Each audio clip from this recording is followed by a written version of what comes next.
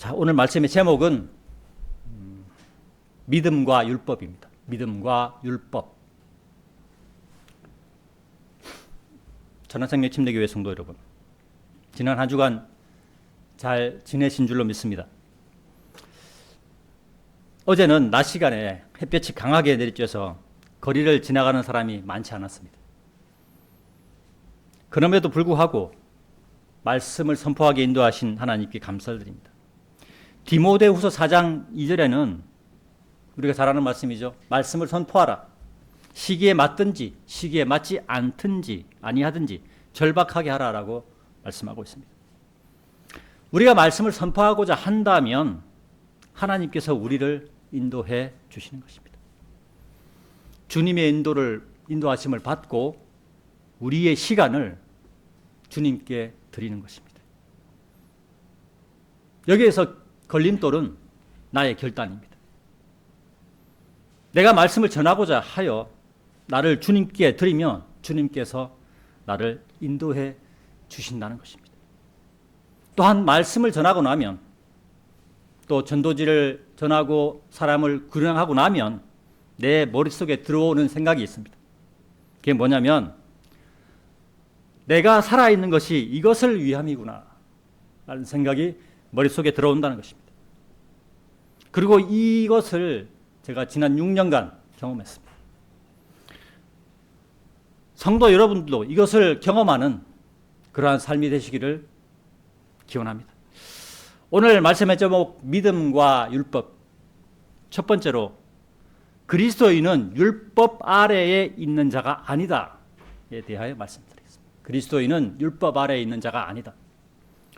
본문 19절과 20절을 다시 읽겠습니다. 무엇이든지 율법이 말하는 것들은 율법 아래에 있는 자들에게 말하는 것임을 이제 우리가 아느니라. 이는 모든 입마다 봉해지고 온 세상이 하나님 앞에 유죄가 되도록 하려 함이라. 그러므로 율법의 행실들로는 그분의 목전에서 정당함을 입증받을 육체가 전혀 없느니라. 이런 율법으로는 죄를 알게 되기 때문이라. 성도 여러분, 율법이 무엇인지 아십니까? 혹시 모르는 사람들을 위해서 성경에서 말하는 율법이 무엇인가를 한번 찾아보겠습니다. 출애굽기 20장입니다. 출애굽기 20장 1절부터 17절 같이 한번 보겠습니다. 출애굽기 20장입니다.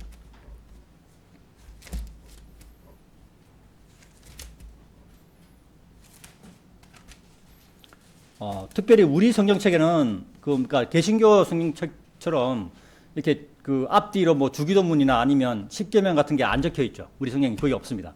그래서 우리 성경만 보았던 사람들은 과연 율법이 무엇이고 십계명이 무엇인지를 잘 알지를 못할 것입니다. 근데 성경에는 특히 구약 성경에는 그 십계명 그리고 율법이 무엇인지 정확하게 나와 있습니다. 우리 출애굽기 20장 1절부터 17절까지 제가 봉독해 올리겠습니다. 자, 찾으신 줄 알고 제가 봉독해 올리겠습니다. 이어서 하나님께서 이 모든 말씀들을 일러 말씀하셨느니라. 나는 너를 이집트 지역에서 곧 속박의 집에서 데리고 나온 주 너의 하나님이라. 너는 내 앞에 다른 신들을 두지 말지니라.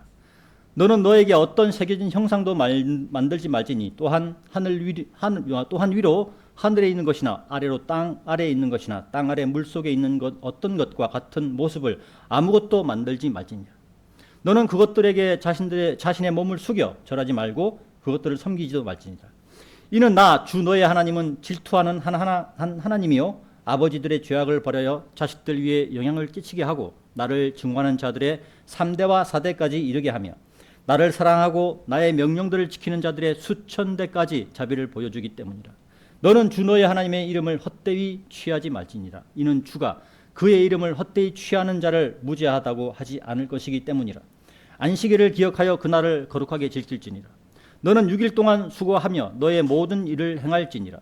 그러나 일곱째 날은 주 너의 하나님의 안식일이라.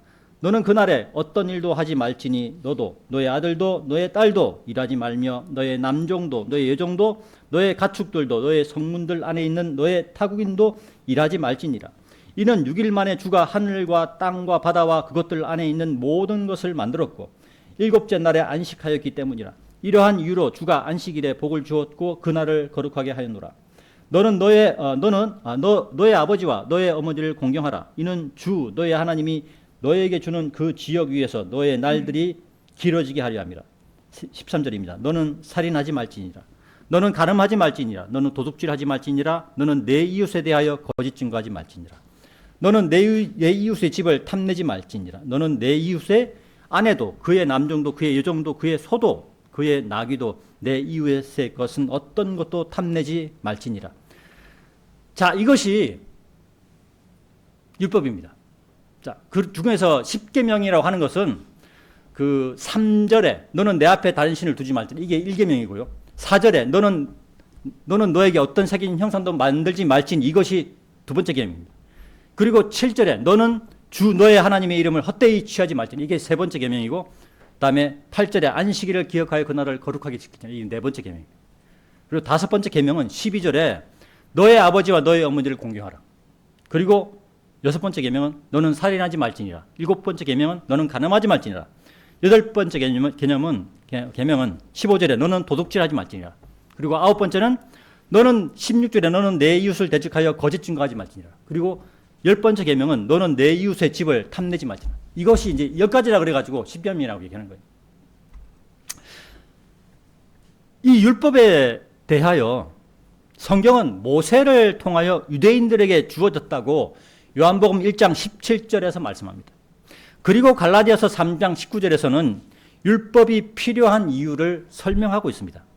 다 같이 갈라디아서 3장 19절을 한번 찾아보겠습니다. 갈라디아서 3장 19절입니다.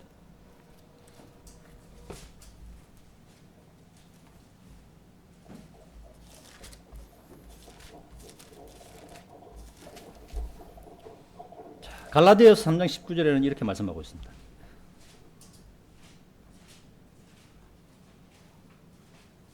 갈라디아서 3장 19절에는 이렇게 제가 봉독해 올리겠습니다. 자, 그렇다면 율법은 어찌하여 소용이 있느냐? 율법은 약속받은 사람들에게 그 시가 오실 때까지 불법들 때문에 더해졌던 것이며 한 중재자의 손 안에서 천사들에게 의하여 그것이 죄정되었던 것이라.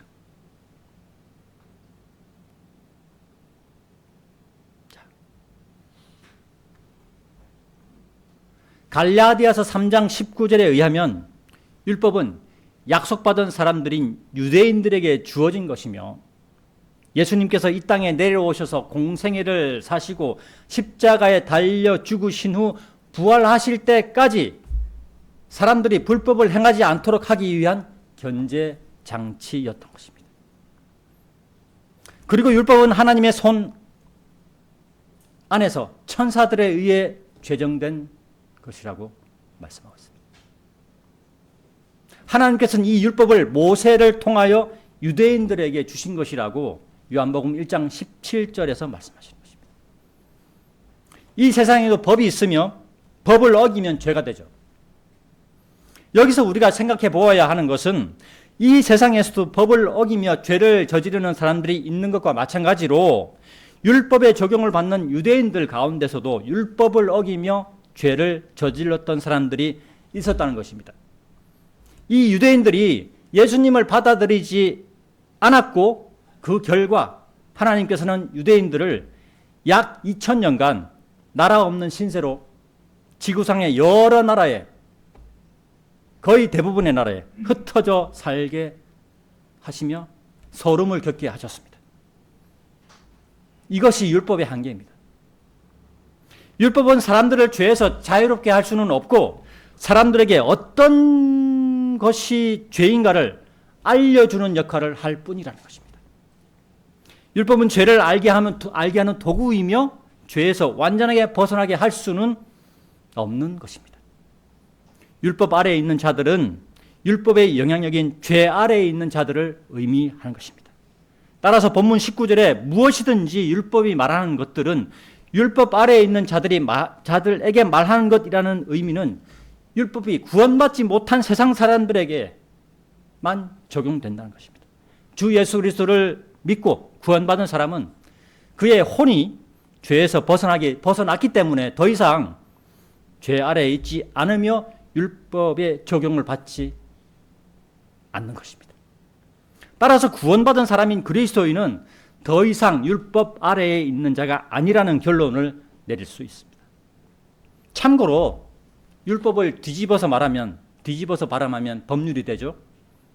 율법은 유대인들에게 적용된 인류 최초의 법률입니다. 출애굽기 20장에는 10계명의 율법이 기록되어 있고, 그리고 21장부터 23장에는 세부 법규가 기록되어 있습니다. 나중에 시간 나실 때 한번 읽어보십시오. 어떻게 하면 어떻게 되고 어떻게 하면 다 나와 있어요. 그죠?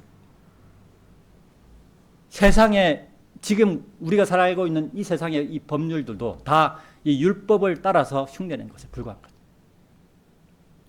오늘 말씀의 제목 믿음과 율법. 두 번째, 주 예수 그리스도의 믿음에 의하여에 대하여 말씀드리겠습니다. 주 예수 그리스도의 믿음에 의하여. 본문 21절에서 24절을 다시 보겠습니다. 그러나 율법과 예언서들로 증거된 하나님의 의가 이제 율법을 수반하지 않은 채 명백하게 드러나느니라. 곧 예수 그리스도의 믿음에 의하여 하나님의 의가 모두에게 이르고 믿는 모든 자들 위에 임하느니라. 이는 거기에 차이가 전혀 없기 때문이라. 이는 모든 사람이 죄를 지었기 때문에 하나님의 영광에 이르지 못하다가 그리스도 예수 안에 있는 구속을 통하여 그분의 은혜로 값없이 정당함을 입증받았느니라 라고 말씀하고 있습니다. 본문 27절에 율법과 예언서들로 증거된 하나님의 의라는 말씀의 그 뜻은 예수님의 오심이 이미 구약 성경에서 언급되고 있다는 것을 나타내는 말씀입니다. 이것을 극명하게 드러내는 말씀이 이사야서 53장이라는 것을 얼마 전에 제가 말씀드렸습니다. 따라서 이사야서 53장은 예수님을 거부하는 유대인들이 유일하게 읽지 않는 장이라고도 말씀을 드렸습니다. 이 예수님께서는 율법을 동반하지 않고 이 땅에서 자신을 드러내셨고 공생애를 사셨습니다. 예수님께서 먼저 십자가에서 믿음을 보이시고 그 예수님의 믿음을 받아들이는 것을 통하여 하나님의 의인 예수님께서 믿는 모든 자들에게 이르고 믿는 모든 자들 위에 임하는 것입니다. 그리고 예수님께서 믿는 모든 자들 그 모두 위에 임하는 것은 율법의 적용을 받는 유대인이나 양심의 적용을 받는 이방인이나 차이가 전혀 없다고 22절에서 말씀하는 것입니다. 이것은 율법의 적용을 받는 유대인이나 양심의 적용을 받는 유대인, 이방인 모두가 죄를 지은 죄인이기 때문에 구원받지 못하다가 예수님께서 모든 사람의 죄를 짊어지신 은혜로 인하여 예수님을 구주로 받아들인 자들은 유대인이나 이방인이나 구분 없이 모두 무료로 값없이 하나님 앞에서 의인임을 입증받았다고 말씀하십니다. 하나님께서 증인이 된다는 거예요. 로마서 3장 12절에서는 사람에 대해서 다음과 같이 말씀합니다. 그들이 다 길에서 벗어났으며 그들이 함께 무익해졌도다. 선을 행하는 자가 없나니 없도다. 한 사람도 없도다. 우리가 이제 그 구령할 때 길거리에서 구령할 때 이 말씀도 자주 사용하죠. 3장 12절에서 이렇게 말씀하는데 선을 행하는 길에서 벗어난 사람을 위하여 예수님께서 친히 나무에 달리셔서 우리의 죄들을 하셨다고 베드로전서 2장 24절에서 말씀합니다. 우리 다 같이 베드로전서 2장 24절 한번 찾아보겠습니다. 베드로전서 2장 24절입니다.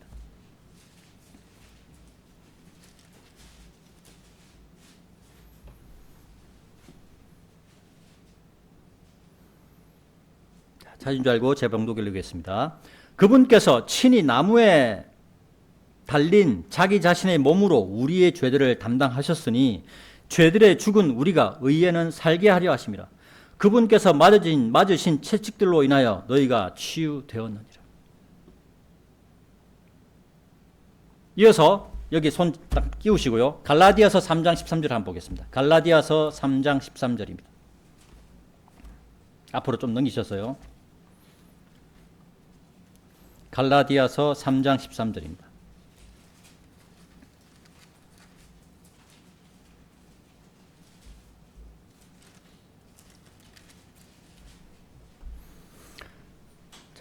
찾으신 알고 제 봉독을 읽겠습니다. 그리스도께서 우리를 위하여 저주가 되시어 율법의 저주로부터 우리를 구속하셨느니라. 이는 기록되기를 나무에 달리는 모든 이는 저마다 저주를 받느니라 하기 때문이라.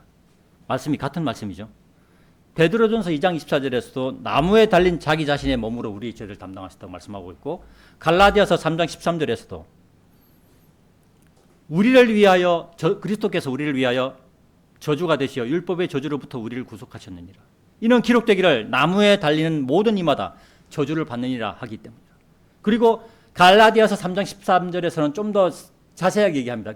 이것이 이미 기록되어 있다는 것입니다. 어디에 기록되어 있나? 이 말씀은 신명기 21장 23절의 말씀을 인용한 것입니다. 우리 같이 신명기 21장 23절 한번 보겠습니다. 신명기 21장 23절입니다.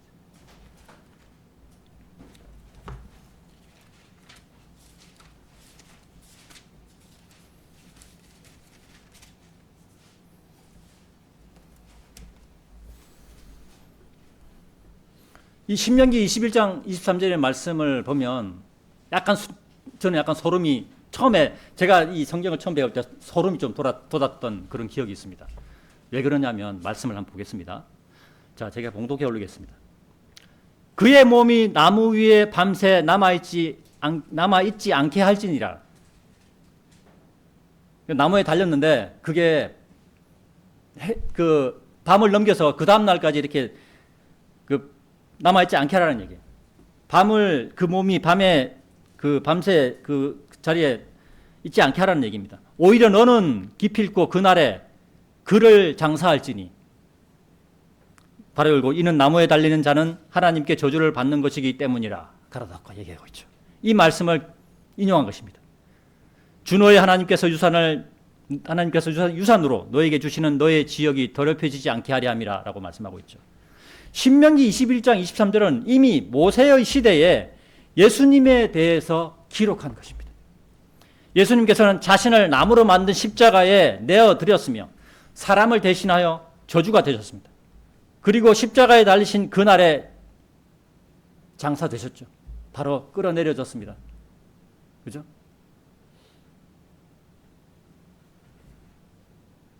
신명기 21장 23절의 말씀대로 이루어진 것입니다. 지옥으로 향하는 사람을 구원하기 위해 하나님이신 예수님께서 자신의 몸을 율법의 저주에 내어주시고 지옥으로 향하는 우리를 구속하십니다. 구속했다는 것이 무엇입니까? 보통 우리가 이제 우리의 삶에서는 그 구속되었다 얘기하면 안 좋은 말입니다. 예를 들어서 이제 구속되었다는 얘기는 이렇게 이 사회생활을 살아가다가 죄를 저질러 가지고 경찰에 붙잡혀서 감옥에 들어간 거예요. 그걸 구속되었다고 얘기하죠. 여기서 성경에서 말씀하는 구속은 그 반대입니다. 왜 그렇게 얘기하냐면 하나님께서는 이 세상의 삶이 죄악된 삶이라는 거예요. 죄악된 삶으로부터 건져냈다는 얘기예요. 구속됐다는 말이에요. 예수님께서 십자가에 자신의 몸을 내어준 것은 우리만이 아니라 이 땅의 모든 사람들에게 적용됩니다. 그죠? 그래서 우리가 길거리에서 외칠 수 있는 거예요. 그래서 우리가 구원받지 못한 가족들이나 구원받지 못한 내 친구들을 향하여 말씀을 전할 수 있는 거죠. 모든 사람들에게 다 제시된 거예요. 그런데 예수님을 받아들인 자들만이 그 구원의 은혜를 누리는 것입니다. 그래서 우리를 구속하셨다고 말씀하시는 거예요. 우리가 거기에 반응해서 그 예수님의 그 구원의 손길을 딱 붙잡았기 때문에 예수님께서 모든 사람들에게 구원의 손을 내미시는데 예수님의 손을 붙잡는 자들만 예수님께 구속되어 율법의 저주로부터 풀려나고 하늘나라로 가는 것이 확정된 사람이 되는 것입니다. 그래서 그리스도인은 오전에 집사님께서 말씀하셨지만 죽음을 두려워하지 않는 거예요.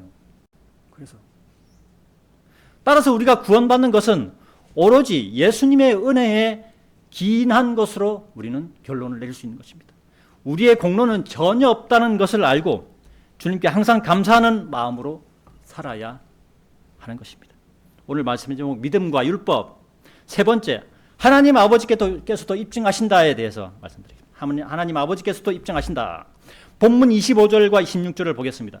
하나님께서 그리스도를 그분의 피의 믿음을 통하여 화해 제물이 되도록 세우셨으니 하나님의 인내하심을 통해 과거에 있던 죄들의 사면으로 인하여 그분의 의를 선언하려 하심이라. 내가 말하노니 이때에 그분의 의를 선언하시어 그분께서 정당하게 되시고 또한 예수님을 믿는 자의 정당함을 입증하시는 분이 되려 하심이라 라고 말씀하고 있습니다. 예수님께서 십자가를 지신 것은 하나님 아버지께서 예수님을 사람과 하나님 아버지 사이에 화해 제물이 되도록 세우신 것이라고 말씀하신 것입니다. 즉 예수님께서 십자가를 지신 것은 하나님께서 미리 계획하신 것이라는 말씀입니다. 그래서 우리는 구약 성경들에서 예수님을 미리 예언하는 말씀들을 찾아볼 수 있습니다.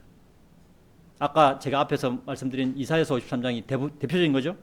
그리고 아담과 이브가 하나님의 그 명령을 어겨 선악과를 따먹었고 자신들이 벌거벗음을 알게 되자 그들 스스로가 무화과 나뭇잎으로 자신들을 가렸습니다.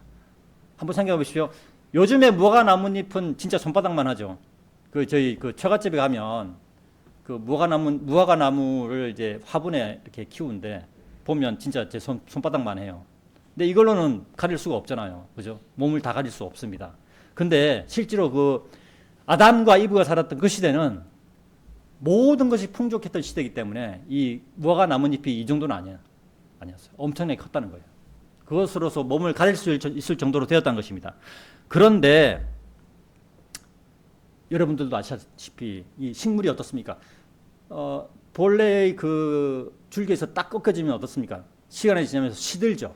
시들면서 햇볕을 받으면 비틀어지고 그리고 난 다음에 이렇게 바람이나 이런 것들 흘러가면서 없어져 버리죠. 그렇죠? 자, 그러면 무화과 나뭇잎으로 몸을 가렸는데 이것이 자꾸 이제 사라지고 없어져 버렸어요. 그럼 또 해야 될 거 아닙니까? 또 가려야 돼요. 그죠? 이것을 불쌍하게 여기신 하나님께서 그들에게 가죽옷을 만들어 입히셨다고 창세기에서 말씀합니다. 가죽옷의 그 가죽은 동물을 희생해야 얻을 수 있는 것입니다. 즉 동물이 그 피를 흘리고 죽어야 얻을 수 있다는 것입니다. 동물이 피를 흘리고 그 죽은 후에 남는 가죽이 아담과 이브의 수치를 가린 옷이 된 것입니다. 이것은 예수님의 피 흘리심을 미리 예언한 것입니다. 예수님의 피 흘리심으로 우리가 죄로부터 가려졌고 죄로부터 치유된 것입니다. 또한 우리는 야곱의 11번째 아들인 요셉의 일대기를 통해서 요셉이 예수님의 오심을 미리 예언하는 사람임을 알 수 있습니다. 요셉은 자신의 꿈속에서 자신의 부모들과 형제들이 모두 자신을 향해 절하는 꿈을 꿉니다. 해와 달과 별이 자신을 향해 절하는 꿈을 꿉니다. 그죠? 이것은 예수님께서 이스라엘의 왕으로 오시는 천년 왕국에서 실질적으로 이루어지는 것입니다. 모든 사람이 예수님께 절하는 것을 나타내는 예표입니다. 또한 요셉은 아무런 잘못이 없는 가운데 형제들에게 시기를 받아 이집트로 팔려가게 되죠. 예수님께서도 아무런 잘못이 없는 가운데 유대인들에게 시기를 받아 로마인들에게 넘겨졌습니다. 요셉은 예수님을 예표하는 인물이라는 것입니다. 이와 같이 성경은 예수님에 대해 말씀하고 있으며 이것에 대하여 하나님 아버지께서 미리 계획하시고 예수님을 받아들이는 자들의 정당함을 입증하신다고 말씀하고 있습니다. 따라서 우리는 믿음에 대하여 더 확실한 믿음을 소유할 수 있는 것입니다. 왜냐하면 예수님뿐만이 아니고 그 예수님의 아버지인 우리의 실질적인 아버지인 하나님 아버지께서 입증하신다는 거예요.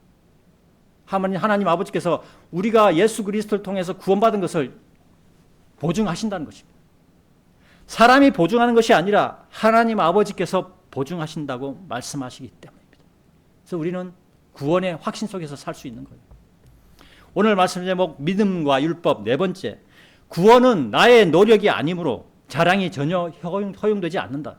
구원은 내 노력이 아니므로 자랑이 전혀 허용되지 않는다. 대해서 말씀드리겠습니다. 본문 27절에서 30절입니다. 그렇다면 자랑할 때가 어디 있느냐? 자랑이 전혀 허용되지 아니하느니라. 무슨 법에 의해서냐? 행위들의 법에 의해서냐? 아니니라. 오직 믿음의 법에 의해서니라. 그러므로 우리는 사람이 율법의 행실들이 없이 믿음으로 정당함을 입증받는다고 결론을 내리노라. 그분께서 유대인들만의 하나님이시냐? 그분은 이방인들에게도 하나님이 아니시냐? 진정 이방인들의 하나님이기도 하시니라. 30절입니다. 믿음으로 할례자의 정당함을 입증하시고 믿음을 통하여 무할례자의 정당함도 입증하시는 분은 유일하신 하나님이시기 때문이라. 라고 말씀하고 있습니다. 사람이 구원받아 정당함을 입증받는 것에는 사람의 노력이 전혀 필요하지 않다고 27절에서 말씀합니다. 그러나 현실은 어떻습니까? 기독교의 그 주류를 이루는, 특별히 개신교의 주류를 이루는 많은 교회들이 사람의 노력이 중요하다고 얘기합니다. 그렇죠? 그러나 성경은 그렇지 않아요. 그렇죠? 그들이 그렇게 보는 이유는 성경을 시대적으로 구분하여 보지 못하기 때문에 그런 거예요. 하나님께서는 각 시대별로 사람들에게 합당한 것을 주시는 분이죠. 만약에 우리에게 현재 교회 시대를 살고 있는 우리에게 율법 시대의 것을 적용하면 우리가 그걸 감당할 수 있습니까? 하나님은 그런 분이 아니에요. 하나님은 질서의 하나님이에요. 그죠? 하나님은 사람의 환경을 너무나 잘 아시는 분이에요. 그 사람을 구원하시고자 예수 그리스도를 보내셨는데 그러면 행위로 구원받는다면 예수님이 뭔 필요가 있습니까? 아무 의미가 없어지는 거예요. 그죠? 여러분 각자가 구원받을 때를 생각해 보십시오. 여러분들은 자신의 노력으로 구원받았습니까? 전혀 그렇지 않습니다. 우리는 다만 예수님을 마음으로 받아들였고 입으로 시인한 것밖에는 아무것도 한 것이 없습니다. 따라서 우리는 자랑할 수가 없는 것입니다. 구원에 대해서, 내가 구원받은 것에 대해서 우리는 내 노력으로 구원받았다고 자랑할 수 있는 것이 아니라는 것입니다. 우리가 잘나서 구원받은 것이 아닙니다. 우리는 오직 죄인임을 고백하고 예수님의 믿음을 받아들인 것밖에는 아무것도 한 것이 없기 때문입니다. 따라서 우리는 사람이 율법의 행실들이 없이 예수님의 믿음을 받아들이는 것으로 구원의 정당함을 입증받는다고 결론을 낼 수 있는 것입니다. 또한 이런 결론에 이르는 이유는 하나님께서는 유대인이나 이방인이나 상관없이 모두에게 유일하신 하나님이기 때문인 것입니다. 그렇죠? 그러면 우리가 어떻게 결론을 내릴 수 있습니까? 하나님께서 유대인들을 선택하신 이유가 뭡니까? 유대인들을 통하여 이방인들을 구원하시고자 함이 있다는 것입니다. 그렇죠? 하나님께서는 유대인도 사랑하시지만 이방인도 사랑하시는 분입니다. 오늘 말씀의 제목 믿음과 율법 마지막 5번째, 믿음은 율법을 세워가는 것이다. 믿음은 율법을 세워가는 것이다에 대해서 말씀드리겠습니다. 본문 31절을 보겠습니다. 그렇다면 우리가 믿음을 통하여 율법을 헛된 것으로 만드느냐? 하나님께서 금하시기를 바라노라. 진정 우리는 율법을 확고히 세우느니라. 이 본문 31절의 말씀이 오늘 설교에서 가장 중요한 말씀입니다. 제가 이 말씀을 하기 위해서 4가지를 예를 든 거예요. 4가지의 말씀을 드렸습니다. 왜냐하면 실제로 우리의 삶에서 구원받고 믿음이 있다는 사람들에게서 율법을 가볍게 여기는 사람들이 많기 때문입니다. 진리의 지식은 추구하지만 성도의 사랑에는 이르지 못하는 그리스도인들이 너무 많기 때문입니다. 우리는 각자의 삶에서 그리스도인들을 만납니다. 그죠? 제일 많이 만나는 곳은 당연히 교회의 모임 장소인 예배당입니다. 예배당에서 그리스도인들을 가장 많이 만납니다. 여기서 잘못을 범하는 사람들이 매우 많습니다. 우리 교회만 보더라도 교회의 구성원들을 싫어해서 떠나간 사람들이 매우 많았습니다. 3분의 2가 떠나갔으니까. 그런데 언젠가는 반드시 만나게 되어 있는 것이 그리스도입니다. 구원받은 사람이 이 세상에서 만나지 못하면 영원 세계인 하늘나라에서는 반드시 만나게 되어 있습니다. 그럴 때 만약 내가 잘못 행동한 것이 있다면 상대방 앞에서 고개를 들지 못하게 될 것입니다. 하나님께서 계시는 하늘나라에는 죄가 있는 사람은 절대 들어가지 못한다고 성경 말씀합니다. 그죠? 그리스도인은 이미 혼이 죄에서 벗어나서 자유함을 얻었습니다. 그러면 그리스도인이 죄를 지으면 어떻게 됩니까? 라고 묻는 사람이 있을 것입니다. 그리스도인이 죄를 지으면 몸의 죄를 짓는 것이며 혼의 죄를 짓는 것이 아닙니다. 그리고 그리스도인이 휴거될 때 죄의 몸은 어떻게 되죠? 예수님의 몸처럼 의의 몸으로 변화가 되죠. 변화됩니다. 그러나 그리스도인의 행동은 하늘의 책에 기록이 되는 것입니다. 여기서 우리가 성경 한 군데를 찾아보도록 하겠습니다. 요한계시록 20장 12절입니다. 요한계시록 20장 12절입니다.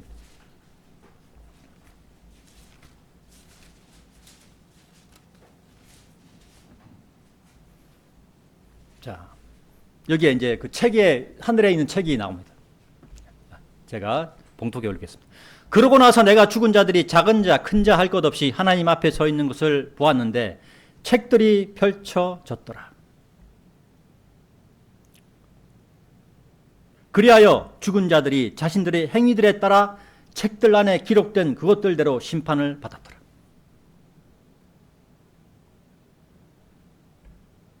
그리스도인의 행위가 그대로 기록되는 거예요. 또한 세상 사람들의 행위도 그대로 기록되는 것입니다. 한 군데 더 찾아보겠습니다. 요한계시록 22장 12절입니다. 한 장만 더 넘기셔서 요한계시록 22장 12절입니다. 그리고 보라, 내가 속히 오리라. 그런즉 그가 행할 행위에 따라 각인에게 줄 나의 보상이 나와 함께 있느니라. 그죠?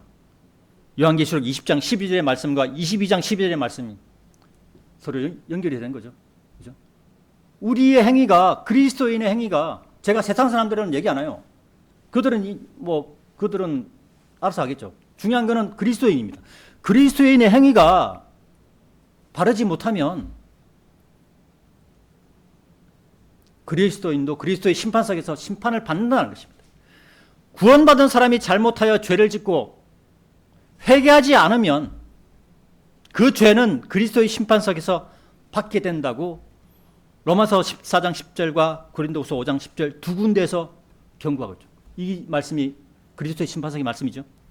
자신의 행동은 불에 타버리고 겨우 구원만 받게 된다고 성경은 두 군데서나 말씀하는 것입니다. 성경 로마서 3장 31절에서 믿음은 율법을 헛된 것으로 만들지 않는다고 말씀합니다. 그리스도인은 율법을 확고히 세운다고도 말씀하고 있습니다. 여기서 다 같이 마태복음 5장 17절을 한번 찾아보겠습니다. 마태복음 5장 17절입니다. 마태복음 5장 17절 보겠습니다.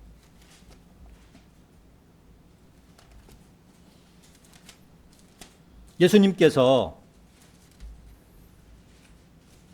이 땅에 오신 목적 중에 하나입니다. 마태복음 5장 17절 산상설교 가운데서 말씀하신 거죠.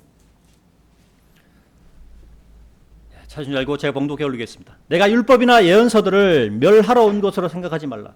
나는 멸하러 온 것이 아니라 다만 성취하러 왔노라. 자, 로마서 3장 31절의 말씀과 마태복음 5장 17절의 말씀을 한번 비교해서 생각해 보십시오. 예수님께서는 자신이 율법을 성취하러 오셨다고 말씀합니다. 율법을 성취하러 오셨지만 유대인들의 거부로 인하여 율법의 성취는 천년왕국이 시작되는 그때로 미뤄진 것입니다. 천년왕국 때에는 십계명의 율법대로 예수님께서 다스리시는 것입니다. 오늘날에는 예수님의 죽으심과 부활을 통하여 죄사함을 기념하는 시대죠. 그래서 오늘날 우리는 안식일을 지킬 수 없는 것입니다. 십계명의 네 번째 구절인가요? 그 안식일을 거룩하게 지키라는 그 안식일은 오늘날엔 지킬 수 없어요. 왜냐하면 예수님의 죽으심과 부활을 기념하는 시대이기 때문입니다. 천년왕국 때는 안식일이 지켜지는 것입니다. 시대적으로 적용되는 대상이 다르지만 말씀의 문맥은 서로 일치합니다. 믿음의 성장이 율법과 연관되어 있음을 나타내는 말씀입니다. 믿음이 있는 자는 율법대로 행하라는 말씀입니다. 율법은 믿음을 세우지 못하죠. 하지만 믿음은 율법을 세울 수 있다는 말씀입니다. 믿음이 먼저이고 율법이 나중이라는 말씀입니다. 주 예수 그리스도의 믿음을 받아들여 구원을 받고 말씀을 통하여 자신이 변화되고 변화된 마음으로 행동하며 율법을 세워가는 것입니다. 봐요. 예수님을 믿었습니다. 그래서 하나님만 섬기죠. 그리고 내 앞에 다른 형상들을 두지 않습니다. 그리고 그 기타 십계명들을 중에서 안식일을 제외한 그 모든 것은 다 지켜가죠. 이것이 율법을 세워가는 것이에요. 이것을 행할 때 내 믿음이 자라게 되는 거예요. 이것을 행할 때 성도 간의 교제가 이루어지는 거예요. 여기서 중요한 부분은 말씀을 통하여 율법을 세울 때 자신의 옛 모습, 그 세상적인 모습은 버려야 한다는 것입니다. 이것을 버리지 못할 때 율법은 세워지지 않는 것입니다. 구원받았다고 하면서 믿음이 있다고 하면서 진리의 지식을 알고 있다고 하면서 상대방을 비난하고 비판하고 자신의 생각과 맞지 않는다고 하여 큰 소리를 내는 것은 율법에 저촉되는 것이기 때문입니다. 이런 그리스도인들은 율법을 세우는 자들이 아닙니다. 이런 자들에 속한 그리스도인은 하나님의 일에 결코 사용될 수 없습니다. 오늘 말씀의 결론입니다. 성도 여러분, 불구자라는 말을 들어보셨을 것입니다. 요즘에는 장애인이라는 말로 사용되죠. 아마 이 불구자라는 그 말의 억양이 조금 그래서 장애인이라고 이렇게 그렇게 사용한 것 같은데, 저는 불구자라는 표현을 한번 사용해 보겠습니다. 이 불구자는 신체적, 정신적으로 부족한 자를 뜻하는 단어입니다. 믿음에도 불구자가 있습니다. 구원은 받았는데 그리스도인다운 모습을 보이지 않고 그리스도인다운 행동을 하지 않음으로 인해서 다른 성도들에게 정신적, 물질적 피해를 주고 결국에는 외면을 당하는 그리스도인이 있다는 것입니다. 이런 유형의 그리스도인들이 과거에 우리 교회에 있었습니다. 우리 교회를 나간 대부분의 사람들이 이 유형에 속합니다.